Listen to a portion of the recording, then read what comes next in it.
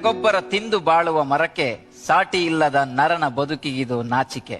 ಇಂದು ಬೆಳೆದಿಹುದು ತಾನೆಂದು ಹೆಮ್ಮರವಾಗಿ, ಬೇರ ನಿಡಿದಿಹ ಮಣ್ಣ ನಂಬಿಹುದು ಸ್ಥಿರವಾಗಿ. ಬಂದ ದಾರಿಯ ಮರೆತ ಮನುಜನೇ ನಿನಗಾಗಿ, ಕೊಡುತ್ತಿಹುದು ಒಂದೊಂದು ಪಾಠವ ಬದುಕಿಗಾಗಿ.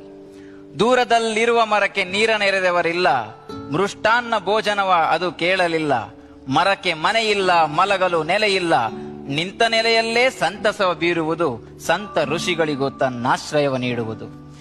ಎಲ್ಲ ಪಡೆದಿಹ ಮನುಜ ಮರಕ್ಕೇನೂ ಕೊಡಲಿಲ್ಲ, ಏನೂ ಪಡೆಯದ ಮರವು ಕೊಡುವುದನ್ನು ಬಿಡಲಿಲ್ಲ.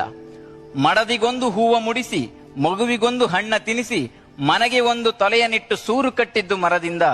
ಕೊನೆಗಡಿಗೆ ಮಾಡಿ ತಿನ್ನುವ ಅನ್ನ ಬೆಂದದ್ದೂ ಮರದಿಂದ. ಬಾಳಿನುದ್ದಕ್ಕೂ ಬಲವ ಕೊಟ್ಟ ಮರವ ನೀನು ಸುಟ್ಟು, ತಿಂದ ಋಣದಲ್ಲಿ ಸ್ವಲ್ಪ ತೀರಿಸು ಮತ್ತೆ ಗಿಡವ ನೆಟ್ಟು. ನೆಟ್ಟು ಬೆಳೆಸಿದರೆ ಒಂದೊಂದೂ ಮರವನ್ನ, ಸತ್ತು ಹುಟ್ಟಿದ ಮರವು ಮೆಟ್ಟಿ ಹಿಡಿಯದು ನಿನ್ನ. ಹಸಿರ ನುಳಿಸದೆ ಮನುಜನುಸಿರು ಉಳಿಯುವುದಿಲ್ಲ, ಮರವ ಬೆಳೆಸದ ಮನುಜನ ಬಾಳಿಗಿದು ಒಳಿತಲ್ಲ. ಒಬ್ಬೊಬ್ಬರೊಂದೊಂದು ಗಿಡವ ನೆಟ್ಟರೆ ಸಾಕು, ಪರಿಸರದ ಬದುಕಿಗೆ ಕೈ ಹಿಡಿಯಬೇಕು. ಮನೆಗೊಂದು ಮರದಂತೆ, ಊರಿಗೊಂದು ವನದಂತೆ, ಆಧುನಿಕ ಬದುಕಿಗಿದು ಸಾಲದಂತೆ.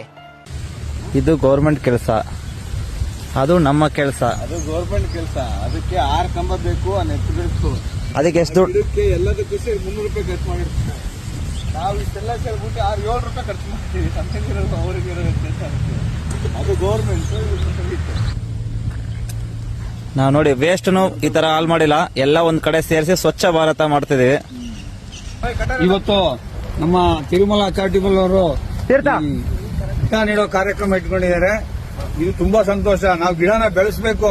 ಇಲ್ಲಿ ನಾವೆಲ್ಲ ಪಂಚಾಯತಿಯಿಂದ ಹಾಕಿದೀವಿ, ಬಟ್ ಅದನ್ನ ಉಳಿಸ್ಕೊಳಕ್ಕೆ ಆಗಿಲ್ಲ. ಯಾಕಂದ್ರೆ ಬೇಸಿಗೆಯಲ್ಲಿ ನೆಟ್ಬಿಟ್ಟಿದ್ದಾರೆ. ಸರ್ಕಾರ ಕೊಡೋದೆಲ್ಲ ಬೇಸಿಗೆಯಲ್ಲಿ, ಮಳೆಗಾಲ ಟೈಮಲ್ಲಿ ಸಸಿನೇ ಕೊಡಲ್ಲ. ಈ ನಿಮ್ ತಿರುಮಲ ಚಾರಿಟಬಲ್ನವರು ನೀವು ಮಾಡಿಸ್ತಾ ಇದ್ದೀರಾ, ತುಂಬಾ ಒಳ್ಳೇದು. ಇದನ್ನ ಮುಂದುವರ್ಸ್ಕೊಂಡು ಹೋಗಿ. ಹೀಗೆ ನಿಮ್ಮ ನೋಡಿ ಇನ್ನು ಕೆಲವರು ಕಲಿತು ಅದನ್ನ ಮುಂದುವರ್ಸ್ಕೊಂಡು ಹೋಗಿ ತೀರ್ಥೇಶ್ವರ ಹುಟ್ಟುಹಬ್ಬದ ನಮ್ಮ ತಿರುಮಲ ಚಾರಿಟಬಲ್ನವರು ಈ ಸಸಿ ನೆಡ ಕಾರ್ಯಕ್ರಮ ಇಟ್ಕೊಂಡ್ರೆ ತುಂಬಾ ಧನ್ಯವಾದ. ನಮ್ಮನ್ನು ಕರೆದಿಲ್ಲಿ ಮಾತಾಡಕ್ಕೆ ಅವಕಾಶ ಕೊಟ್ಟರು ನಿಮ್ಮೆಲ್ರಿಗೂ, ನಿಮ್ಮ ಚಾರಿಟಬಲ್ರು ಎಲ್ರಿಗೂ ನನ್ನ ನಮಸ್ಕಾರ.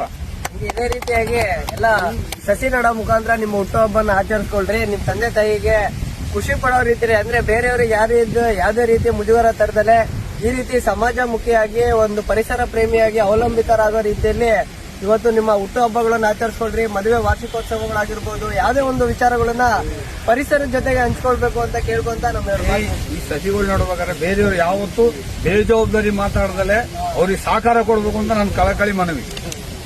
ನಮ್ಮ ಪ್ರಶಾಂತ್ ಅವರಿಗೆ ಧನ್ಯವಾದಗಳು. ಹೌದು.